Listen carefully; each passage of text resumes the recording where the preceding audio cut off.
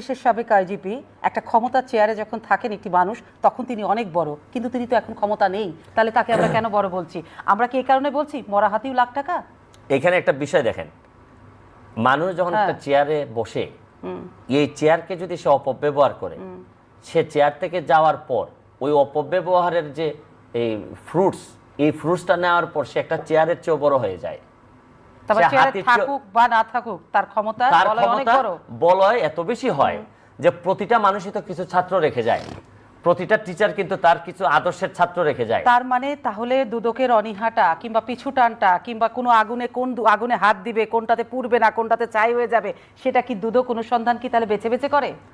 আমি তো প্রথম দিকেই বলছি, আমার আজকে স্টেটমেন্টে আপনি দেখছেন যে দুদক, আমার কষ্টটা কোথায়। আচ্ছা, আমি এমপি হিসাবে আমার কেন যাওয়া লাগলো দুদকে?